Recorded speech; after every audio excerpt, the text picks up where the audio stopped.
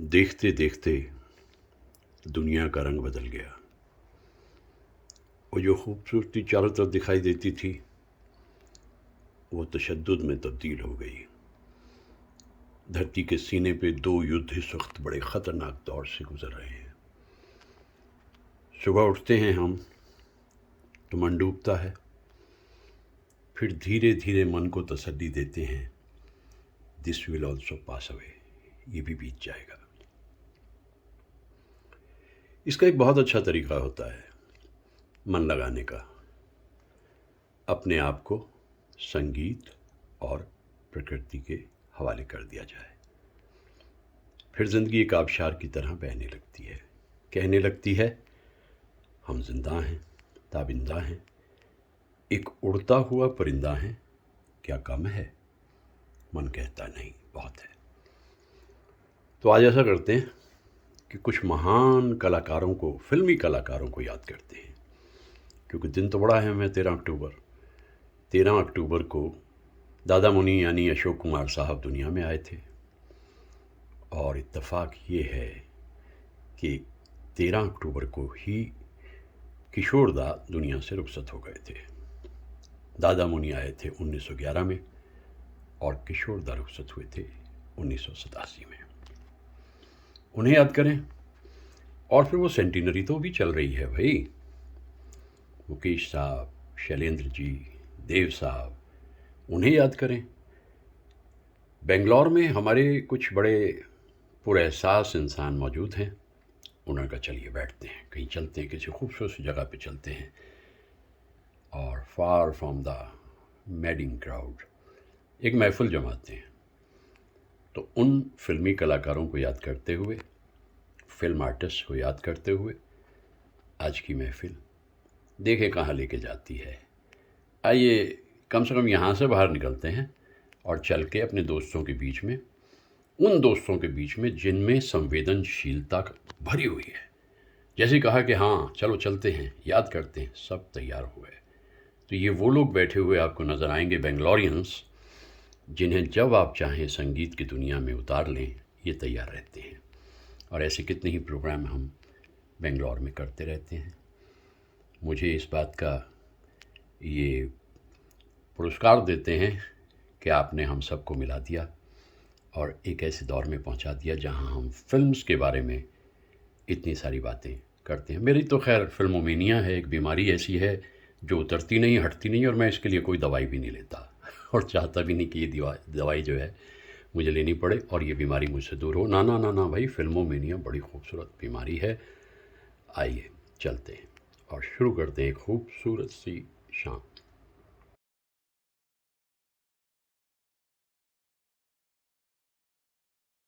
सजना जी के नाम है। ओके, दत्त जी और सजना जी के नाम आज की महफिल। और I want her to start.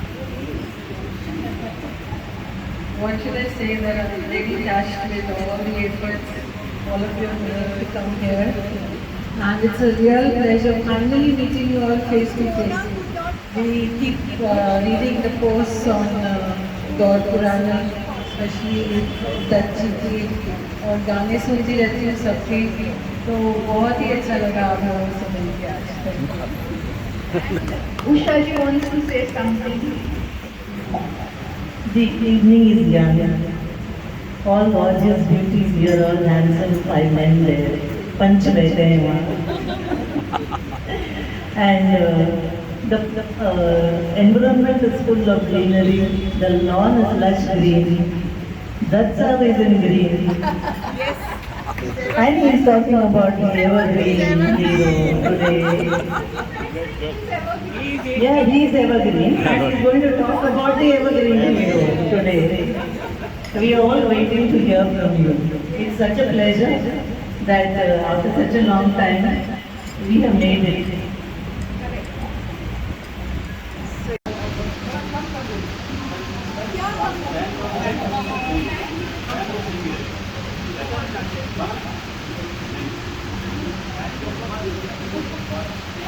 अगर इतने में आवाज़ सुनाई दे रही है तो फिर ठीक है।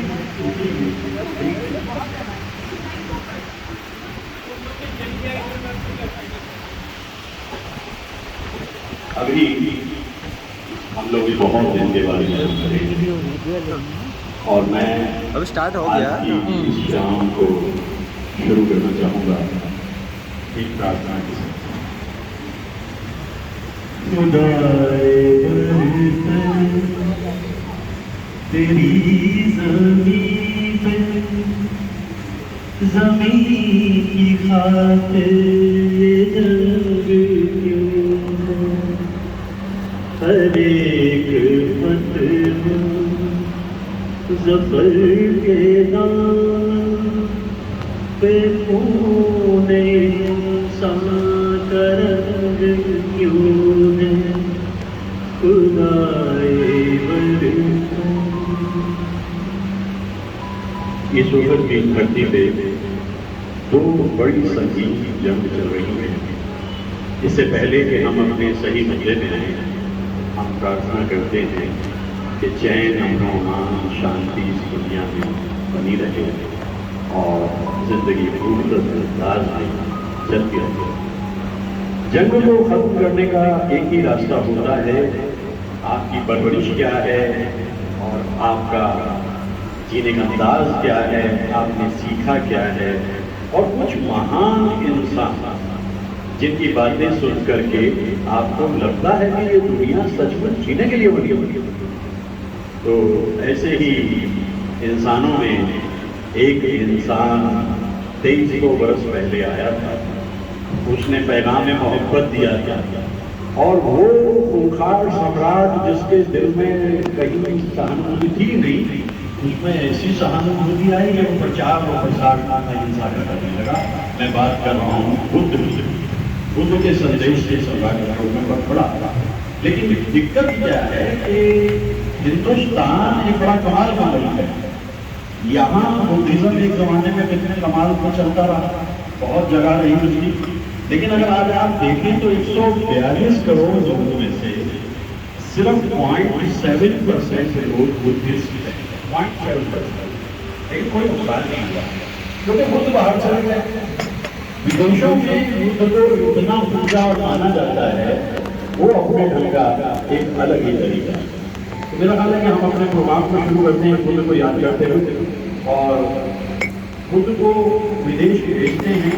सजनी जी और नंदू के साथ हमारे बीच में है एक उसकी प्रतिभा मैं इनको भेंट करना चाहूँगा जिसके जरिए दुनिया में एक शांति का पैगाम है। मैं आपको एक रचना भेंट करता हूँ।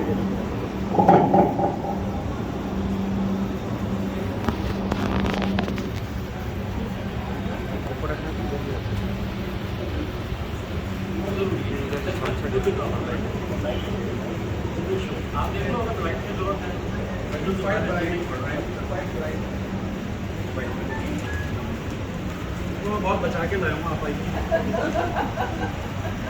इसका एंगल ठीक है भैया, सही चल रहा है हमारे पास। वो नहीं चलता, वैसे नहीं चलता, यही करते हैं काम करना। उनका जी वीडियोग्राफर ऑफ द प्रोग्राम जो हमारी मदद करती है। मैं खुद भेंट कर रहा हूँ आपके लिए, तो आप इसको विदेश तक लेके जाएंगे और दुनिया को शांति का संदेश देंगे और दुनिया ये समझेंगी सच में दुनिया जीने लायक बहुत सारी धन्यवाद।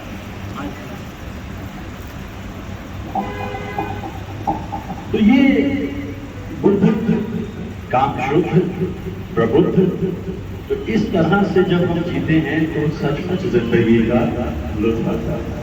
आज हम यहाँ आए हैं कि हम चाह रहे हैं ये शताब्दी है 3 महान कलाकार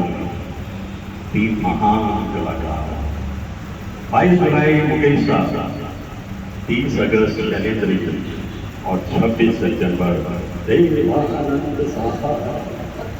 लेकिन एक बात और, इतिहास जो है वो एक दिन में नहीं बनता।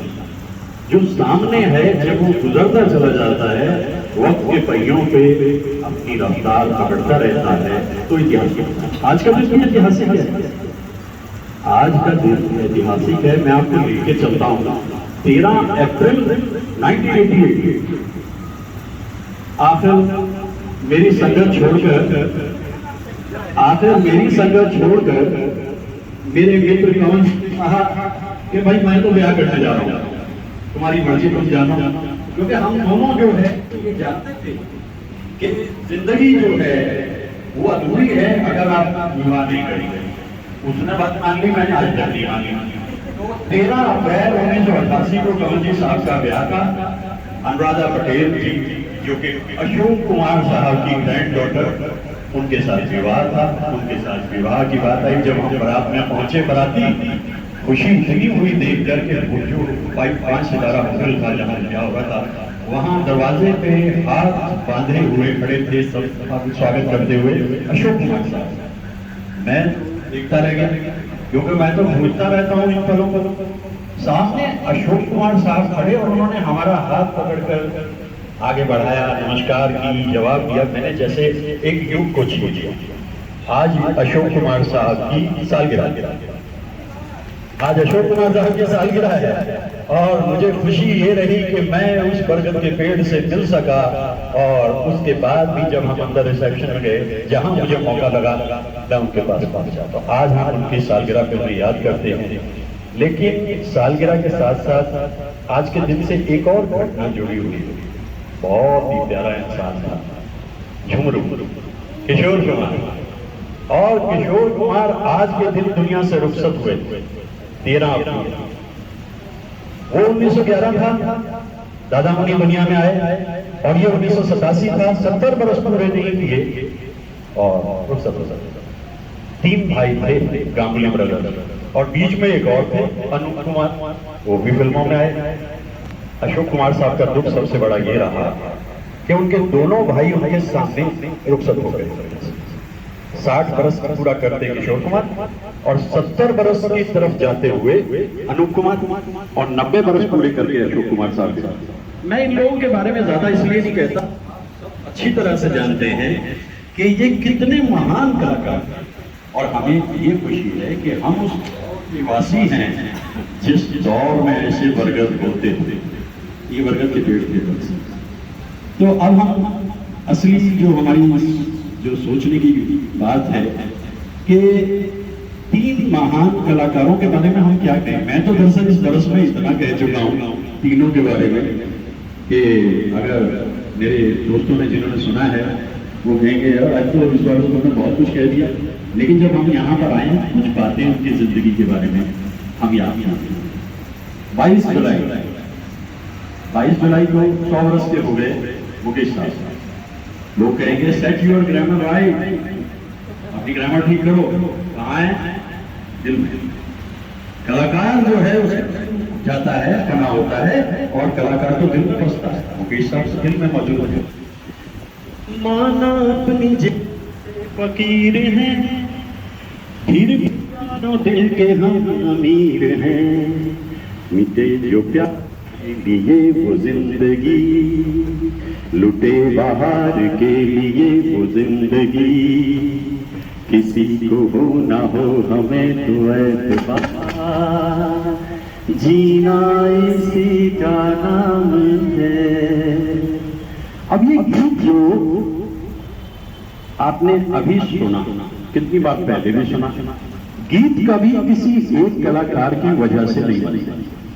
3 लोग तो उसमें डायरेक्टली इन्वॉल्व होते हैं।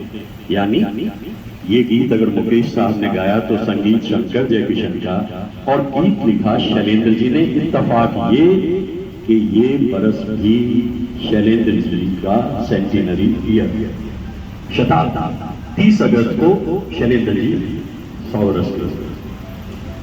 इतना कुछ इन पर मैं समझ सका हूं दोनों के बारे में। देखिए लाइफ का जो सबसे बड़ा हिस्सा है वो हमें इस बात को सोचने में बीत जाता है कि हम जिंदगी को जिए कैसे।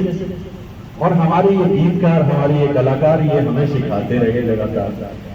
देखिए मुकेश साहब और शैलेंद्र जी ने लगभग एक ही वक्त में, मतलब मुकेश साहब पहले शुरू किया, शैलेंद्र जी बाद में आए, लेकिन जो गीत वो बनाते थे दोनों, यानी लव शैलेंद्र जी के और गायकी मुकेश साहब की, और पहला इंटरनेशनल गीत हिंदी फिल्म का आवारा या गर्दिश में हूँ आसमान का तारा हूँ, आवारा हूँ।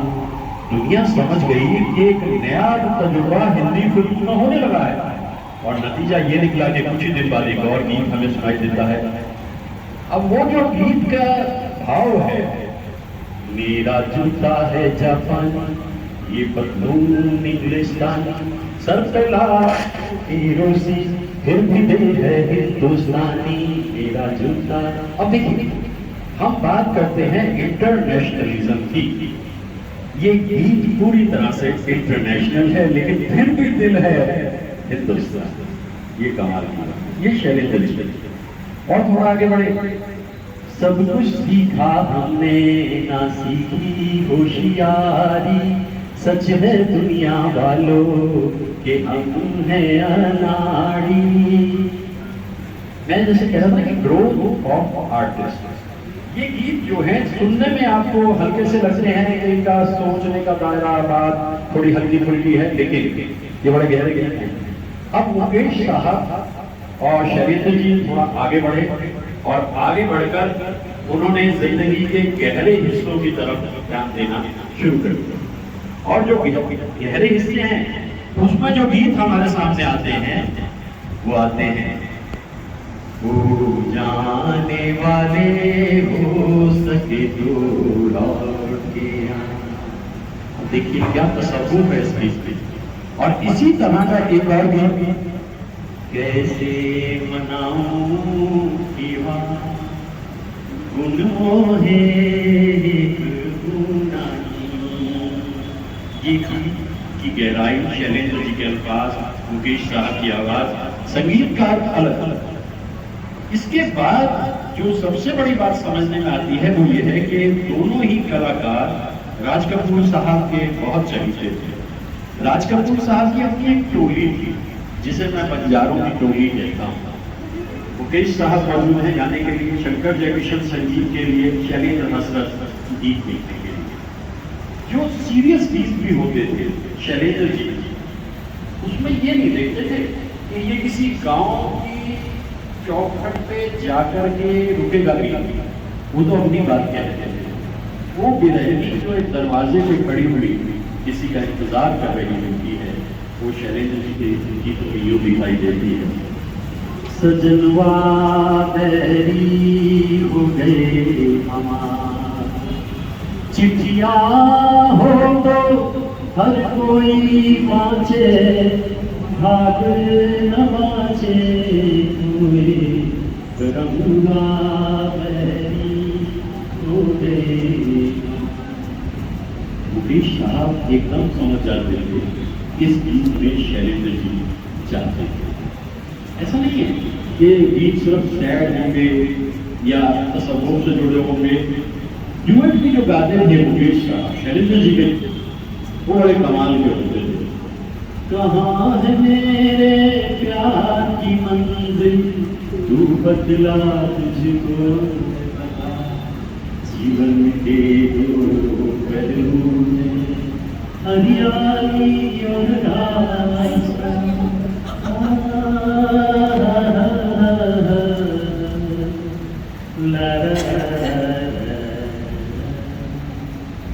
सुनते हैं प्यार की दुनिया में, दो दिन मुश्किल से समाते हैं, प्यार वहाँ अपनों तक के साए भिगाने पाते हैं, साए भिगाने पाते। हमने आखिर क्या किया, क्या बात है क्यों हैरान है हम, किस दिल के अरमान है हम, तो मेरे एक दिल के दो अरमान हैं।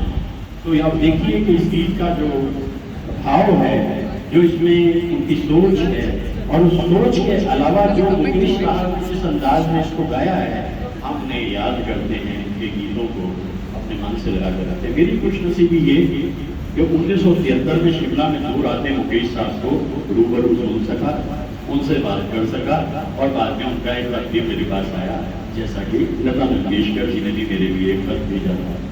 तो मुकेश साहब और शैलेंद्र जी के गीत तो हमेशा रहेंगे, लेकिन एक बात हमें और भी ख्याल रखनी होती है कि ये लोग बंधे हुए लोग नहीं थे, मतलब कोई जंजीर नहीं किसी ने किसी के पैर में पहना रखी। शैलेंद्र बहुत अच्छा काम कर रहे थे, जय किशन बहुत अच्छा काम कर रहे थे, और अचानक एक दिन शंकर जय किशन ने शैलेंद्र जी से कहा, भाई कमाल करते हो, कभी राज कपूर ने कभी राज गाते थे, मुश्किल भी कहते थे, कमाल ही करते हो, तो इसके बारे में हम आपको बहुत काम आपके साथ में करेंगे, मिल करके शैलेंद्र जी मिल के काम करेंगे। महीने कुछ बरस बीत गए, शंकर जय किशन का भी पता ही नहीं। तो शैलेंद्र अपने तरीके से काम कर रहे थे, लेकिन वो मिस करते थे शंकर जय किशन की गुणवत्ता को।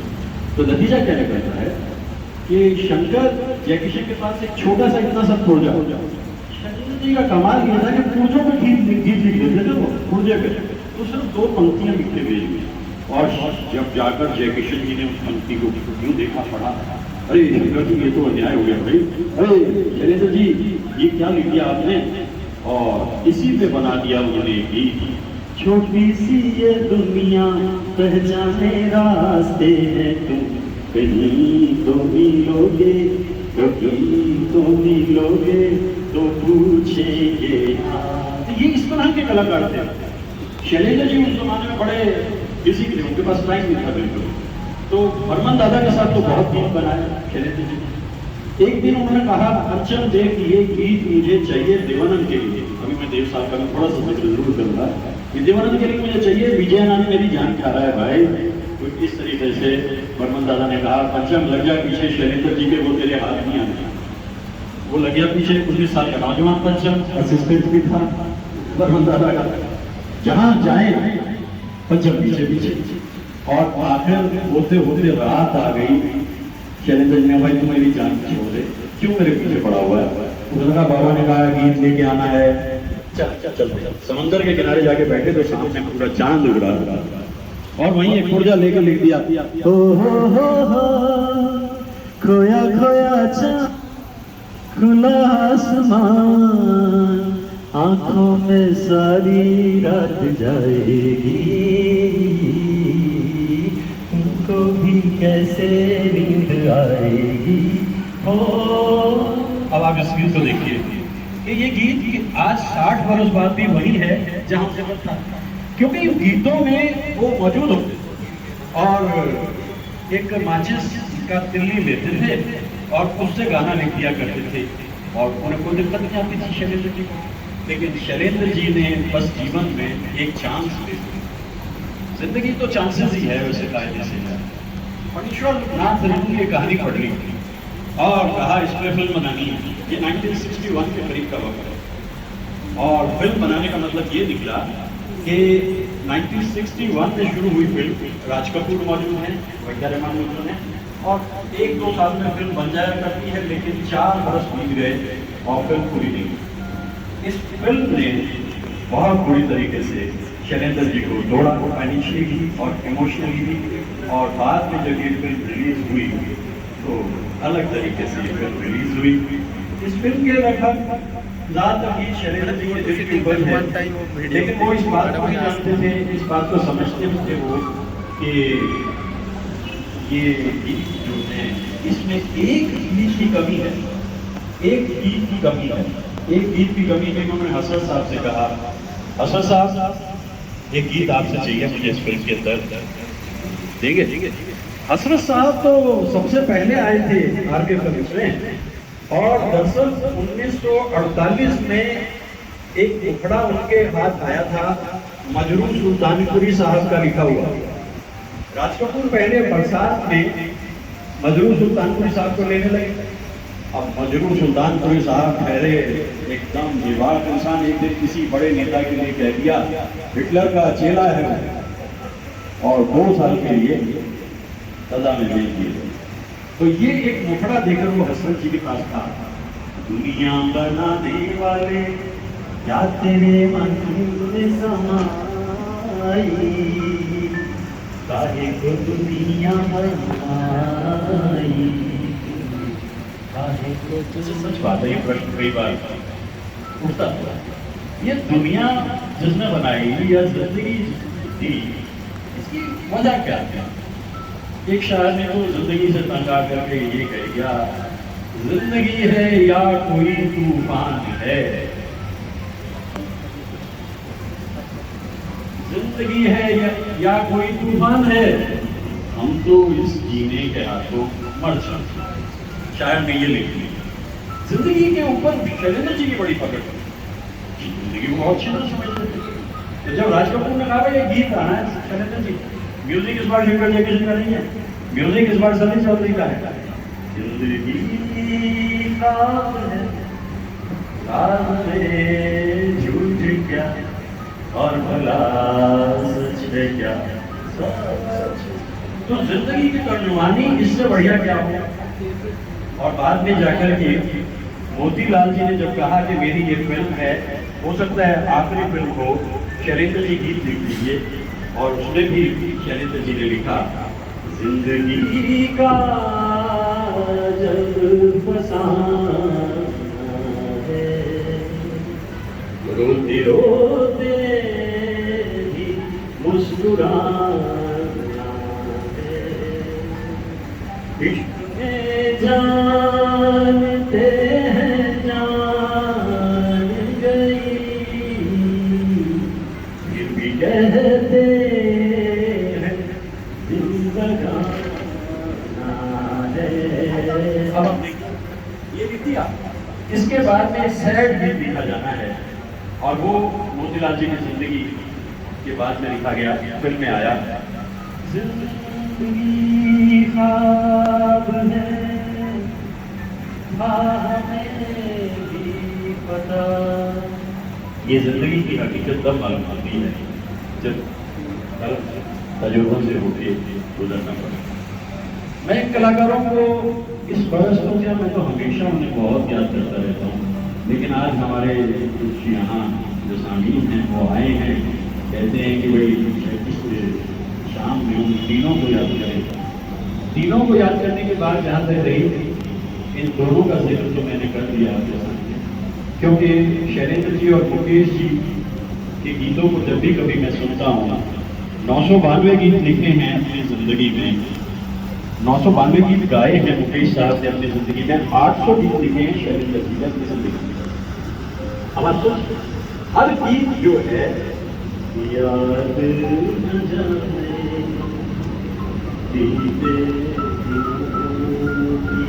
अब ये गीत रफी साहब का गाया, लेकिन रफी साहब भी शैलेंद्र जी के गीतों को इतने दिल से गाते थे। आजकल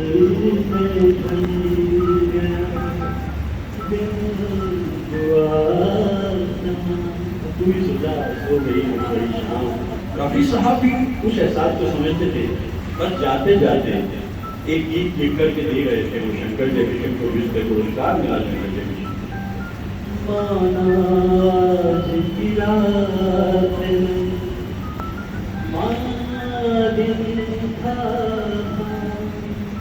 रात की लंबी दिन भी भारी, और इतने में आ गई चलने की, हो गई चलने की तैयारी। 43 बरस की उम्र में, महज 43 बरस की उम्र में शैलेंद्र जी दुनिया से रुखसत हुए, और ये बरस, ये दिन था 14 दिसंबर 1966। आप कहेंगे ये तारीखें कैसे कर हिसाब से इतने जवान भी नहीं दिखाई दे रहे, ये तारीखें कैसे तुम्हें याद रहती है? भाई सच्ची बात ये है, जब मैं बचपन में पढ़ता था तो टीचर ने अपनी तरफ से जोर लगा लिया। हमारे ज़माने में तो पहाड़े होते थे, अब उनको कुछ और ही कहते हैं, टेबल्स कहते हैं या क्या कहते हैं। हमारे ज़माने में वो कहते थे कि पहाड़े याद करो, तो हम क्या करते थे कि 9 और 7 का पहाड़ा बड़ा मुश्किल होता था। नहीं, 9 दूनी 18, 9 के 27, 9 36, 36 तो इतने पड़ जाता था। सर मैं 10 का सुना, 10 में 20, 10 के 30, 10 में 40। तो इस तरह से जिंदगी को हम लोग, आज मैं जो ये बातें कह पा रहा हूँ, इसके पीछे वो जीवन है मेरा जो पढ़ाने लिखाने की दुनिया से पहले, क्योंकि जिस दिन मैं कॉलेज में पढ़ाने लगा 1 अगस्त 1973 को दुनिया बदल गई, क्योंकि जिस डिपार्टमेंट में मैं पढ़ाने के लिए गया वहाँ दिग्गज होते थे, महान बड़े बड़े भीष्म पितामह थे, अर्जुन विदुर थे, द्रोणाचार्य थे, और हम अभिमन्यु नन्हे से लंबे बालों संगे तो मानने में भी प्रोफेसर मानने को तैयार ना हो कोई भी, लेकिन with the passage of time हमने उन्हें जता दिया कि जिस काम को भी हम करेंगे 40 वर्ष के बाद और 10 वर्ष रिटायरमेंट को भी हो गए, और अभी तक की जिंदगी से कोई शिकवा नहीं, कोई शिकायत नहीं, जिंदगी है बड़ी खूबसूरत, बस इसको समझने की देरी है। और जब जिंदगी के बारे में बात करने की कोशिश करता हूँ तो याद आते हैं कि एक कलाकार जो बचपन से मेरे मन में छाया रहता था, उसका नाम था देवन, और इतनी कशिश थी उस इंसान कि मैं चला जाता था क्लासेस छोड़कर 12, 13, 14 साल की उम्र में देव साहब की फिल्म देखने, और वो फिल्म देख करके मैं सोचता था कितना हैंडसम इंसान है, कभी मिलेगा नहीं मौका ऐसा मौके मिले। और उनकी बुक लॉन्च में मैं गया, उनसे मिला, दिन था 27 सितंबर और बरस था 2007, उनसे मिला, उन्हें मैंने भेंट किया, उनसे हाथ मिलाया और बाद में फोन पे उनसे बात करता रहा। इंसान सोचता है मैं इधर चलूं, किस्मत उसका कान पकड़कर उधर ले जाती है। एक दिन मैंने पूछी क्या तू चाहती क्या है, वो दिन और आज का दिन बोला। और वो इंसान जो क्या बात है, मतलब जिस इंसान ने, हमारे जैसे नौजवान ने देवानंद साहब की जिंदगी को इतने करीब से देखा हो, तो हम उनके बारे में कितना कुछ जानते हैं। देखिए, मैं कभी कभी कहता हूँ जिंदगी में अगर सब कुछ मिल जाए तो खुश होने की जरूरत नहीं, क्योंकि जो जिंदगी को छूट जाता है वो जिंदगी का सारांश है, उस सारांश को समझे जाने की जरूरत है। और देव साहब जब फिल्म इंडस्ट्री में पहुंचे थे, वहां जाकर के जो उन्होंने काम किया शुरू होना, जाते ही अपनी पहली हीरोइन से मोहब्बत कर बैठे, जो बड़ी कामयाब हीरोइन थी जिनका नाम था सुरैया। अब सुरैया से ये जो मोहब्बत देवानंद की है, ये इतनी आगे बढ़ गई कि शादी बात आने लगी, लेकिन नहीं हो पाई ये शादी। और इस अधूरे सपने को लेकर अपने मन में देव साहब आगे बढ़ गए। देव साहब की खुशकिस्मती ये थी कि 1951 में जो फिल्म बनी बाजी, उसमें साहिर साहब ने उन्हें एक गीत लिखे थे, तदबीर से बिगड़ी हुई तकदीर बना ले, अपने पे भरोसा है तो ये दांव लगा ले, लगा ले, दांव लगा ले। देव साहब ने कहा एक रिश्ता ही तो छूटा है, और रिश्ता छूटा भी क्या, जिस पल आंखें बंद करके आप किसी को याद कर लें वो आपका। भाई ये जो मिलना जुड़ना बिछड़ना है, ये तो दुनियादारी है। इस दुनिया से आगे एक दुनिया है जिसको अपने मन में बसा करके देव साहब चलते रहे। मुझे खुशी है कि उनकी सालगिरह 26 सितंबर पे अक्सर मैं उन्हें फोन करता था, और वो मेरे से बड़ी तफसील से बातचीत कर लेते थे, क्योंकि वो समझ जाते हैं, सामने वाला भी समझ जाता है कि इंसान दीवाना है। यह है क्या नहीं, मैं बताता था कि मैं प्रोफेसर हूँ वैसे, ठीक है, बातचीत होती रहती थी। तो देवानंद साहब की जिंदगी में क्या है, एंटरप्राइजिंग, चांस लेता है बंदा। और वो जितनी शुरू की उनकी रोमांटिक फिल्म थी, एक जमाने में तो क्या कहते थे देवानंद साहब के, हम बचपन में ये खबरें सुना करते थे कि देव साहब को कोर्ट ने काला सूट पहनने से मना किया हुआ। ये खबरें हमें सुनने को मिलती थी। तो देव साहब से ये पता चला, वो कहता नहीं ऐसा कुछ नहीं था, मोहब्बत मेरे चाहने वालों की, कोई किसी की मनाई नहीं थी। हाँ,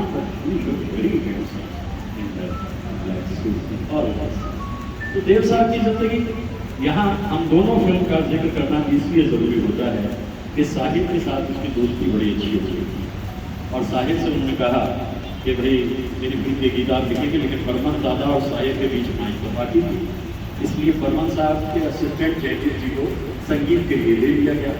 और जयदेव जी अपने इस मौके का इंतजार कर रहे थे कि मुझे दुनिया को दिखाना है, I am second to none. और ये उन्होंने हम दोनों के गीतों को बना करके दिखाया।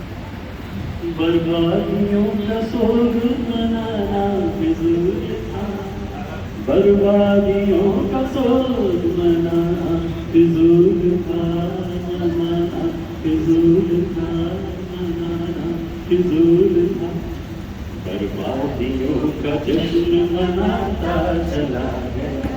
अब ये उनकी जिंदगी की सच्चाई है। फिल्में चलती थी, नहीं भी चलती थी, और आखिरी दिनों में मैंने गिन के देखा, उनकी टोटल 111 फिल्म्स में से जो लगभग 15 फिल्म आखिर की हैं वो बिल्कुल नहीं चली। मतलब मैं इसलिए कह रहा हूँ कि जिस इंसान से आप मोहब्बत करते हैं उसकी सारी अच्छाइयाँ ही जो कमियाँ हैं उनका जिक्र भी कर देना चाहिए। और पूछ लिया किसी ने देव साहब बड़ा नुकसान होता होगा, फिल्में नहीं चल रही हैं आजकल आपकी काफ़ी अच्छे से। देव साहब ने तो देखा कहा मैं जब बॉम्बे में आया था मेरी जेब में सिर्फ 30 रुपये थे और वो 30 रुपये की जेब में आज कहाँ का इतना बड़ा सबक है दुनिया के लिए। जो लाभ तुम कमाते हो अगर उसमें से कुछ चला जाता है तो आप उसे हानि कहते हो।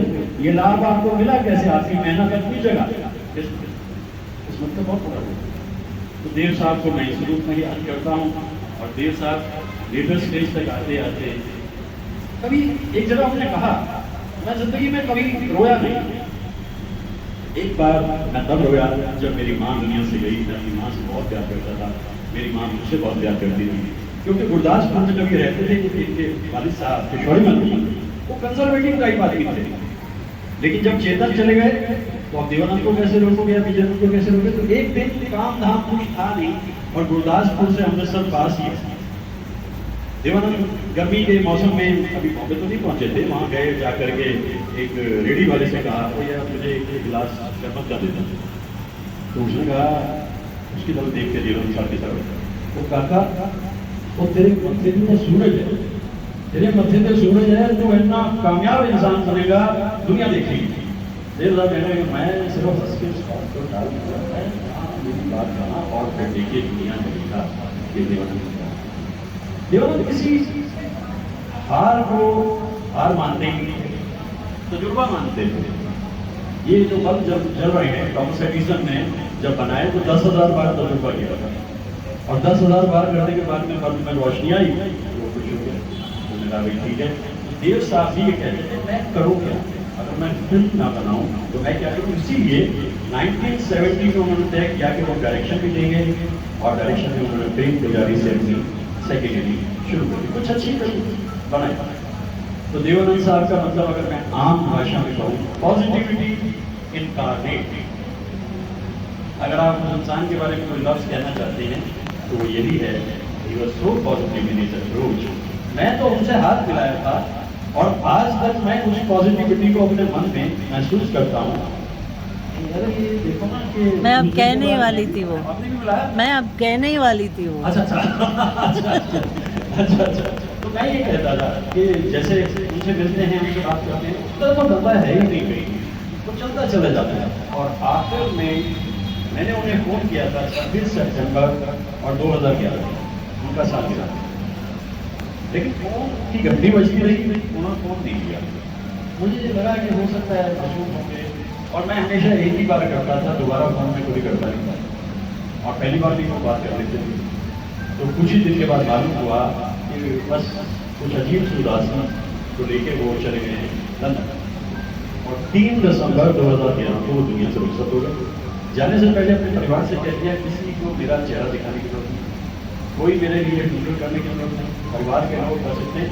क्योंकि मैं ये चाहता हूँ कि जिस रूप में लोगों को वो देवानंद याद है उसी रूप में से अपने ये भी एक फिलोसफी है। किसी के शरीर है, शरीर तो ढलता है, हर पल कुछ गल रहा है, ढल रहा है। और उदास गाने नीरज जी को कितने की मोहब्बत करते थे। दिलाज शायर शब ये गजल है के शेरों को सुनने वाले इस तरफ भी करम। इस गीत को जब हम देखते हैं तो गीत जैसे मन से उपज रहा है। तो मेरा ख्याल यह है कि हमारी बल मौजूद है, अभी मैं भी चाहूँगा कि हम सबको सुनें। लेकिन जैसा कि मुद्दा मेन यही था कि हम तीनों कलाकारों को याद करें और मेरे से ये उम्मीद की जाती है कि जब मैं बोलूँ तो काफ़ी देर बोलता रहूँ, अपनी बात कहता रहूँ। और मैं अपनी बात इसलिए भी कहता रहता हूँ क्योंकि देखिए once a teacher always a teacher, उस ज़माने में फोर्सबली स्टूडेंट्स क्लास में आ जाते थे, हो सकता है अटेंडेंस के डर से आ जाते थे, ठीक है। लेकिन जब आप रिटायर हो जाते हैं तब लोगों को अपनी बात बताना और सुनाना ये मुश्किल काम है। क्योंकि जो दुनिया हमारी थी उसमें रास्ता था, प्यार था, मोहब्बत। इस दुनिया ने जो करवट ली है, ये दुनिया थोड़ी अलग तरह की है, और इस अलग तरह की दुनिया में अलग तरीके से लोग जीना शुरू कर चुके हैं। लेकिन मेरा कहना ये है कि हमारे लिए तो वो मोड़ अभी हुई। हमने क्या करा, गुलजार साहब से बातचीत के दौरान मैंने गुलजार साहब को इतने करीब से 70 मिनट तक आंका और देखा कि वो इंसान भी जब कहते हैं वो मोड़ अब भी वहीं खड़े, तो हमारी ज़िंदगी के वो मोड़ अब भी वहीं खड़े हैं। और शैलेंद्र जी के बारे में, मुकेश साहब के बारे में अगर मुझे कहना है तो यही कहना है कि आज हमारे बीच में विदेश से आए हैं हमारे बहुत ही सम्मानीय मेहमान सदनी जी और मानू साहब, तो हमें बड़ी खुशी है, हम उनका इस्तकबाल करते हैं। मेरा ख्याल है कि यहाँ एक बात शैलेंद्र जी की और मुकेश जी की बिल्कुल सही बैठी है। आँख हमारी मंजिल पर है, दिल में खुशी की मस्त लहर है, लाख लुभाए महल पराए, अपना घर फिर अपना घर है, अब लौट चले नैन बिछाए, बाहें बरसाए, तुझको पुकारे देशी तेरा। ये तजुर्बा मुझे भी हुआ था विदेश यात्रा पे काफी अर्सा बिता लेने के बाद। बस एक दिन ऐ मेरे प्यारे वतन मुझे आवाज़ मिली और मैंने फ्लाइट के लिए पूछा। उस ज़माने में पैन एम होती थी अमेरिका से, पैन एम बड़ी पॉपुलर, तो मैंने पूछा कि भाई जल्दी से जल्दी कितने दिन? उनका 10 दिन। अब यकीन मानिए और 10 दिन जाने मुश्किल हो गए। और अपने जब दिल्ली एयरपोर्ट पे मैं उतरा रात को 2:30 बजे, सच बात है मैंने सबसे पहले अपने देश की हिस्ट्री को समझा और मैंने सोचा इतना कुछ हम भारतीयों ने जो जिससे मिला सीखा हमने, घरों को भी अपनाया हमने, मतलब के लिए अंधे होकर रोटी को नहीं पूजा हमने, रोटी को नहीं पूजा हमने।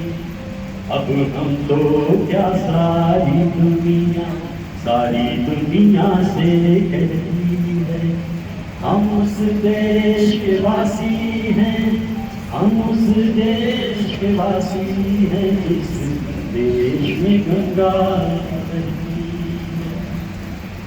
मैं गंगा के बिल्कुल किनारे का छोरा हूँ। छोटा क्या मतलब आप कहेंगे? अरे मैं यहाँ की बात कर रहा हूँ, देखो यहाँ से तो छोरा छोरा गंगा किनारे वाला।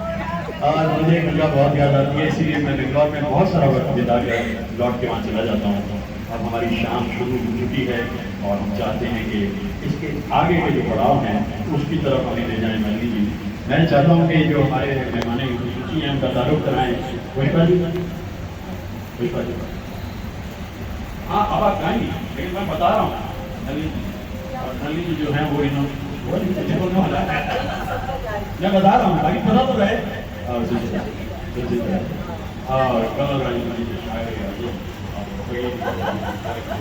आप विदेश से आकर हमारे लिए हमारे अपने हुए और क्या कहना है, बहुत सारे और सुधा जी ये जस्ट ए नंबर। वो आराम से हर जगह जहाँ जाना होता है चली जाती है। मैं इफ़ा जी का इसलिए भी मशहूर हूँ, मेरी ज़िंदगी में जो किताब उन्होंने लिखी गाता जाए बंजारा, जो अमेज़न पे मौजूद और काफ़ी पैसा जो हासिल हुआ वो बच्चों में उन्होंने बांट दिया। तो बहुत अच्छी राइटर, बहुत अच्छी शायर।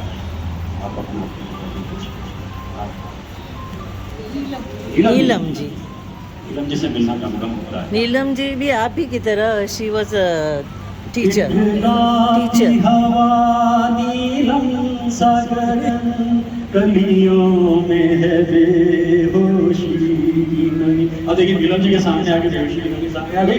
आपकी टीचर हैं, आपके लिए बहुत दुआएं। और सजनी जी बाहर से आई हैं और ये बहुत अच्छी प्रोग्राम वहाँ अरेंज करती हैं, भारतीयता को जगाए और जमाए रखती हैं और हमें बहुत खुशी है उनके आने से। और ममता श्वेता जी बहुत अच्छे इंसान हैं, बहुत अच्छा गाती हैं, कम गाती हैं, और मैं आपका तारुफ कराता हूँ एक ऐसे इंसान से, और जिसके बारे में मैं ये कहना चाहूँगा, उषा जैकब जी।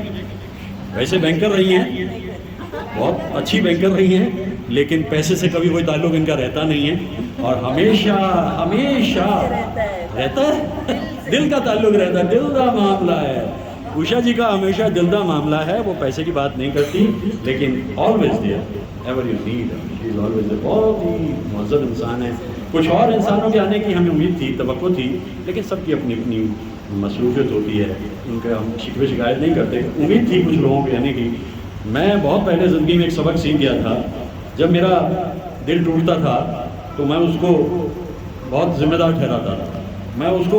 ठहराता था, छोड़ के चली गई और मैंने ये किया, मैंने वो किया, उसको ऐसा नहीं करना चाहिए था। मैं कई अरसे पे बैठा हुआ गाने गाता रहता था। कॉलेज में जब फंक्शन भी होता था, ये स्टूडेंट लाइफ की बात है, टीचर हो गए तो मैं सुधर गया था। तो जब मैं कॉलेज में चल रहा है तो मैं दिल पे चोट लगी है, थोड़ी थोड़ी दाढ़ी बढ़ी है। अब आपको सुनाएंगे रमेश दत्त देवदास का एक गाना, और मैं गाता था आप हमारे आज मैं उनका धन्यवाद करता। एक बार हो तो बात है ना, एक बार थोड़ी बात, दिल को एक बार थोड़ी टूटता है, दिल तो बार बार टूटता है। इस गाने को मैं देखिए, इरफान जी का कहना है, चूंकि इरफान जी का इंटरेस्ट है, और उनकी जो मेरे पुस्तक उन्होंने लिखी है, थोड़ा बहुत उन्हें पता है, पूरा नहीं पता, लेकिन थोड़ा थोड़ा कुछ जानती है। तो वो कहती है कि इस गाने का एक अंतरा कम से कम, अपनी तकदीर में पहले ही से कुछ तो है, और कुछ आपकी फितरत में वफादी वरना जीती हुई बाजी तो ना हारे होते वक्त। वैसे आज मैं उनका धन्यवाद करता हूँ, वो जो ख़वातीन रुखसत हुई हैं मेरी ज़िंदगी से, आज मैं उनका इसलिए धन्यवाद करता हूँ कि उन्होंने मुझे एक स्पेस दिया, वरना मैं बहुत अच्छा हस्बैंड होता, ये सही बात है, बहुत बढ़िया जिम्मेदार। लेकिन अब जब मैं बंजारा हूँ तो गाता जाए बंजारा ही नहीं, सफर में है ये बंजारा ला ला ला ला। तो मैं जो आपसे बात बता रहा था कि उस ज़माने में मैं सारा दोष उन पे डाल देता था, और जो हमारे संगी साथी होते वो भी हमें चुप कराने की कोशिश, कोई बात नहीं, दिल टूटा है फिर जुड़ जाएगा, कहीं होगा। आज मैं पीछे की तरफ लौट के देखता हूँ, मुझे एक बड़ा खूबसूरत शेर याद आता है, कुछ तो मजबूरियाँ रही होंगी, कुछ तो मजबूरियाँ रही होंगी, यूं ही कोई बेवफा नहीं, यूं ही कोई बेवफा नहीं होता।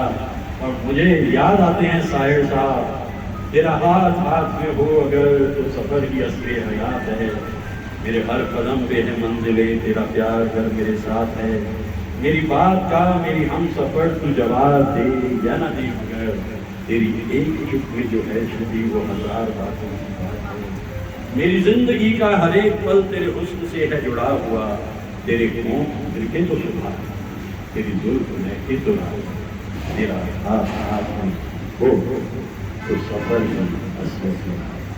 यहाँ रोमांस पकड़ में आ जाता है, आप नहीं मिले कोई बात नहीं, आप तसव्वुर की दुनिया में जहाँ चाहे वहाँ तक जा सकते हैं, दिल शादाब होना चाहिए।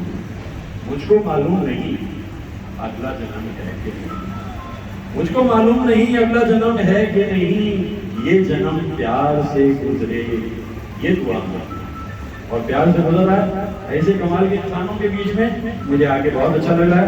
अब आगे चलें नहीं, और बढ़ें। that's up.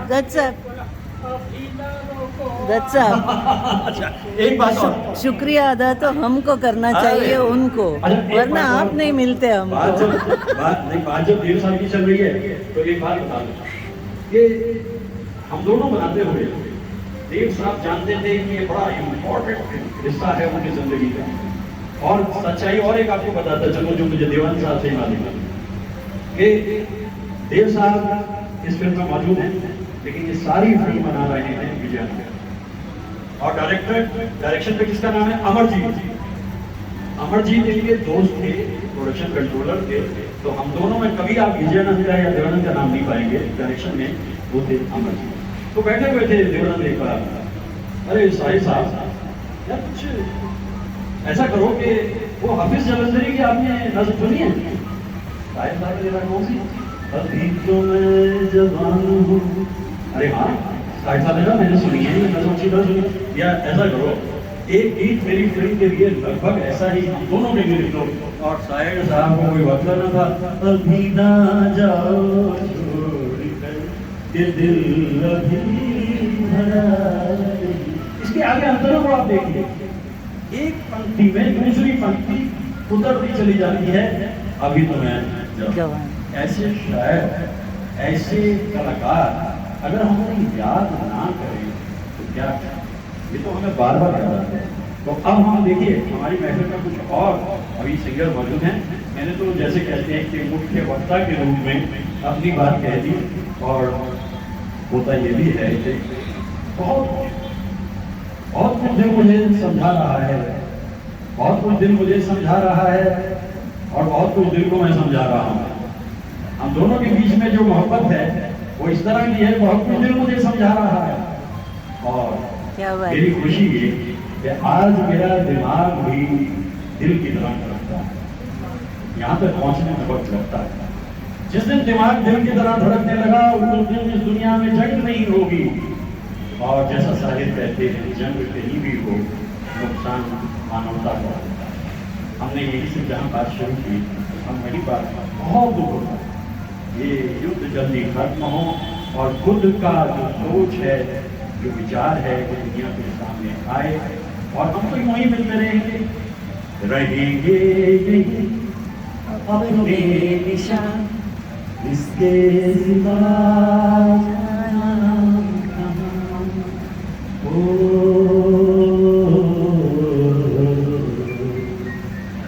जाना कहाँ।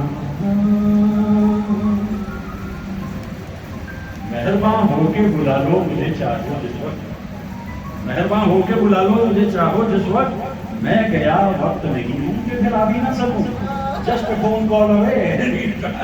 शुक्रिया, धन्यवाद, बहुत बहुत मत करना। देखिए बिल्कुल 45 मिनट्स का पीरियड, 45 मिनट का पीरियड। मैं बात कहता हूँ, देखिए मैं आपसे कह रहा है, मैं कहता हूँ आज के ज़माने में आप किसी एक्स बैंकर को वीडियो बनाते हुए देखेंगे कभी? इम्पॉसिबल। और वो भी लगातार इतनी मोहब्बत से, इतनी शिद्दत से। और ये इसलिए इन्होंने किया क्योंकि ये जानती थी कि मैं अपने वीडियो बनाता हूँ, उन्हें सुरक्षित रख लेता हूँ, महफूज कर लेता हूँ। यूट्यूब पे अपने नन्हे से चैनल पे विदाउट। तो आप देखिए कि इस तरह से मैं अपना वीडियो सेव कर लेता हूँ। यूट्यूब ने ये जानते हुए कि मैं मोनेटाइज नहीं करता, मेरा पैसे का लेन देन नहीं है, इसलिए उन्होंने मुझे छूट दी है। 650 वीडियो रमेश दत्त के घूम रहे हैं, 650 वीडियो, और ये इसमें जुड़ जाएगा। And thank you very much Usha ji, you have been very kind कि आपने इतनी, ये कह रही हैं कि 45 मिनट हो गए। हाँ, मैं बोल लेता हूँ, इसलिए बोल लेता हूँ, कहने को बहुत है लेकिन मैं सुनना भी चाहता हूँ। I am a good listener also. अब आप देखिएगा कि इस महफिल में कैसे गुणीजन और स्तुतिजन मौजूद हैं। Let's begin with that.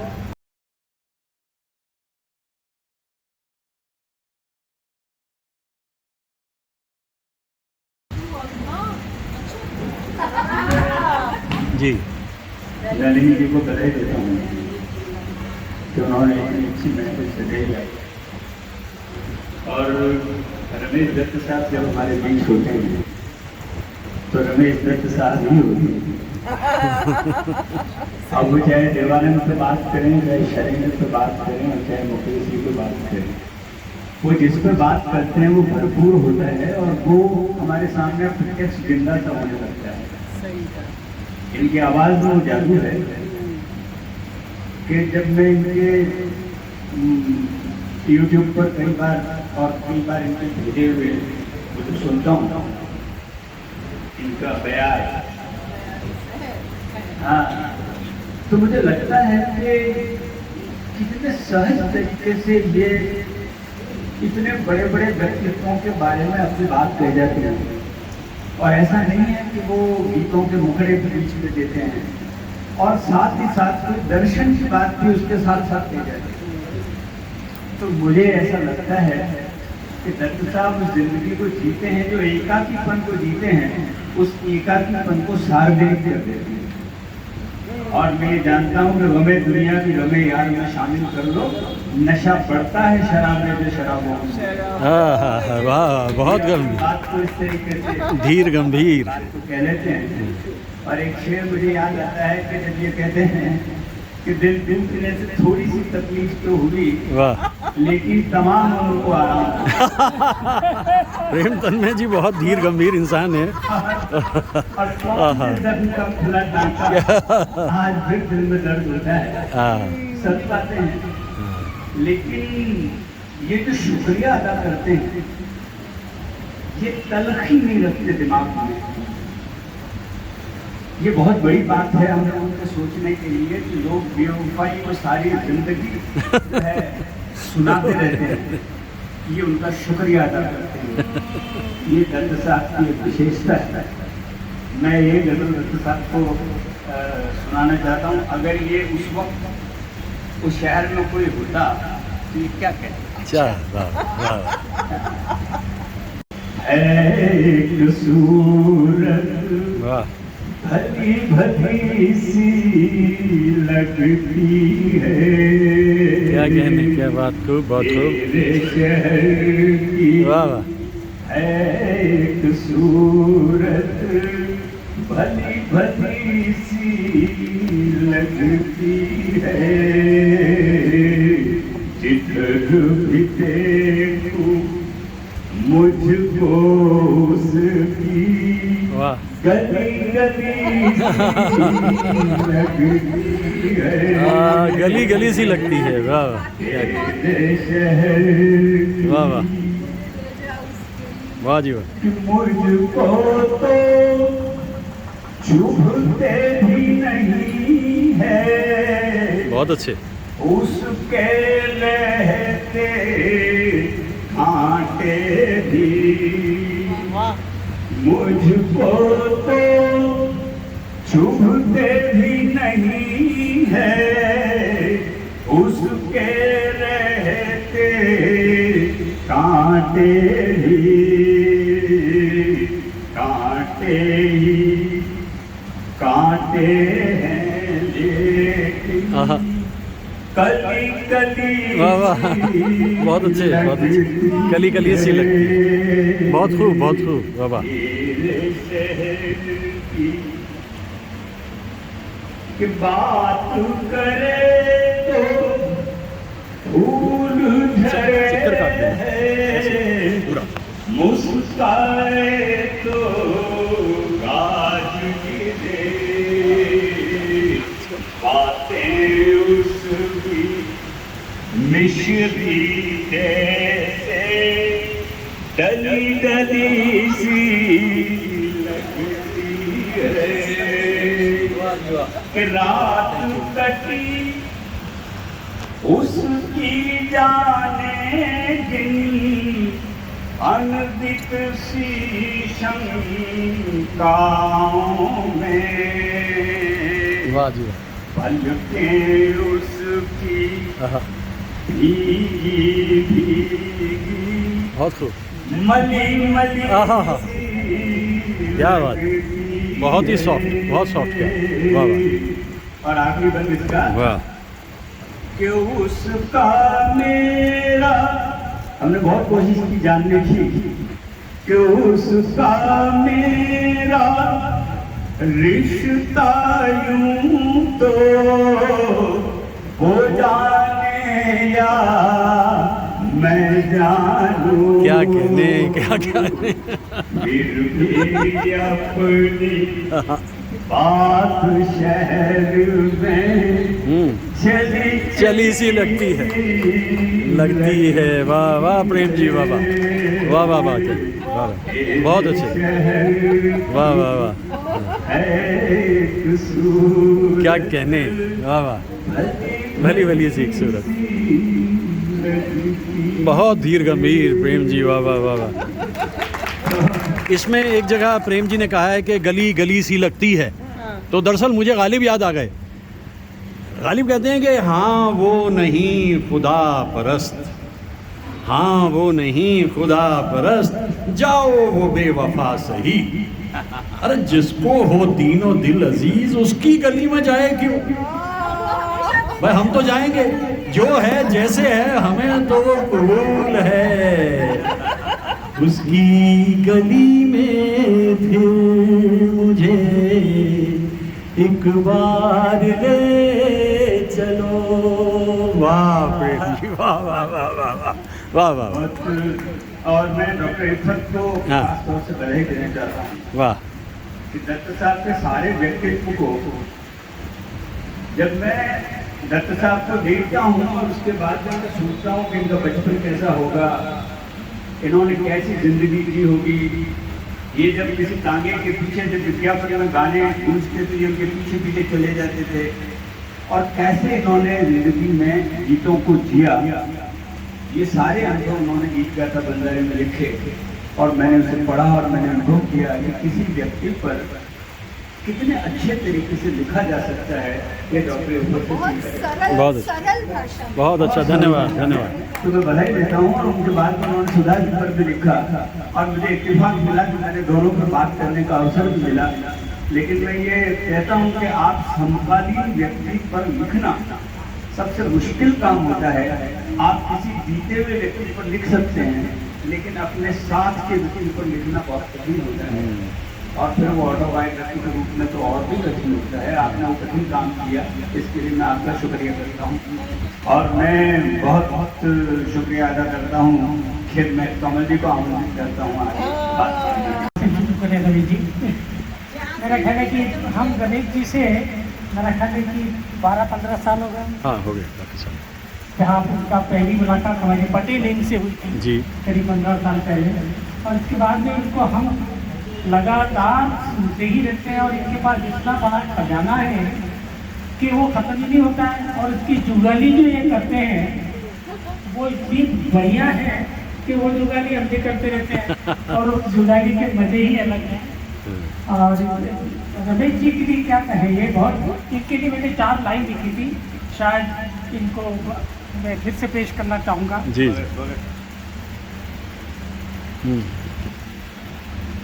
चलते चलते चलने वाला जी, बंजारा हमने देखा है। वाह वाह वाह, चलते चलते चलने वाला बंजारा हमने देखा है, आँखों में जिसकी गंगा का नज़ारा वाह वाह हमने वाह, देखा वाह जी है। वाह, आँखों वाह में जी वाह, जिसकी गंगा का नज़ारा हमने- नज़ारा देखा है, गुंजन गीतों गज़लों की दिल तक पहुँचाने वाले, आहा, गुंजन गीतों गज़लों की दिल तक पहुँचाने वाले, सांसों में शब्दों एहसासों का फव्वारा हमने देखा है। वाह, गुंजन गीतों के दिल तक पहुँचाने वाले, सांसों में शब्दों एहसासों का फव्वारा हमने देखा बहुत है। अच्छा, बहुत अच्छा। चलते चलते चलने वाला बंजारा हमने देखा बहुत है। अच्छा। और ये हाँ। रमेश जी के लिए खास है। बहुत अभी एक मैं मेरा कहना मैं गज़ल ही सुना देता हूँ, जब सब लोग सुना रहे हैं हाँ ज़रूर ज़रूर। क्योंकि वो मैं सोचा था मैं वो गाऊँगा खिलते कहीं दिन जब ढल अच्छा, जाए कहीं कहीं जब- तो, पर वो तो मैं सोचा हाँ जी, आपने मैं किसके इश्क ये आपके लिए अच्छा अच्छा चलिए ठीक है, अच्छा अच्छा, स्पेशली फॉर यू हाँ जी कि धन्यवाद। मैं इश्क से तौबा तो कर लूं, वाह ये बिजली गिरेगी गैर पर। मैं इश्क से तौबा तौबा तो तो कर कर लूं, लूं, ये बिजली गिरेगी गैर पर। एक मेरी तबाही से देखो कितनों का भला हो जाता है। वाह जी वाह वाह वाह वाह वाह, बस आप ऐसे बहुत भला अच्छा है। कर- और ये उषा बहुत जी, सारे पहलू हैं आपकी कहानी के, हमको मालूम नहीं है। बहुत पहलू हैं। हाँ हाँ जी, उषा जी क्या कह रही थी आप? एक्चुअली वो जो आपका क्वेश्चन था ना, 10 साल की और स्टोरीज जो तो मैंने बहुत कोशिश की 10 साल से निकलवाने की। बहुत कोशिशें की, हर तरफ से कोशिश की, लेकिन वो नहीं हुई। एक स्टोरी जो बताई थी वो बचपन में ही रह गया काम उलट कर। नहीं, जो स्टोरी बताई थी मैंने सब भूल गई। हाँ नहीं ठीक है।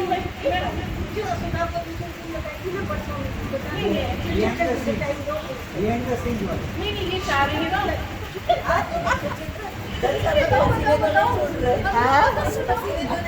नहीं छूट रहे हैं। मुझे वो भूली दास्तां फिर याद आ गई। और वो दास्तां कौन सी है ये तो बता दो। हाँ जी।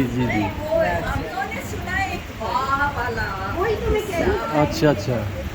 हल्के फुल्के तो बहुत। अरे वाह वाला जो कह रहे हैं वो तो मैं ही सुना देता हूँ, इनको तो पूरा पता नहीं। उससे नहीं काम चलेगा। थोड़ा डीपर वाला चाहिए, थोड़ा डीपर वाला चाहिए। हाँ फीलिंग, हाँ ऐसे नहीं चलेगा। चलो आगे देखते हैं फिर। आगे अच्छा, आपका इन्होंने आपका कोई खास सीक्रेट बातें की कभी अपनी कभी तब किताब देखने के वक्त?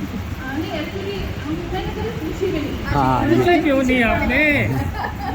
जो जितना वो इंसान बता दे तो उतना पूछ लिया। अच्छा। बाकी उसके थोड़ा बारे में सा कुछ ट्राई किया, लेकिन इफ़त जी लेखिका हैं, गाता जाए बंजारा जो मेरी जिंदगी में थोड़ी सी लिखी, चाबी भर इस वक्त उसका जिक्र हो रहा है। उषा जी कुछ कह रही थी, मुझे समझ नहीं आया क्या कह रही थी। क्या? मुझे वो वाक्य बहुत अच्छा लगा। कौन सा? कौन से छलांग मार के सुनील दादी को नहीं। हाँ सुने, उम्र 14 साल थी। 14 साल की उम्र थी। I was visualizing how you would have jumped over the fence and ran, how you would have taken that magazine.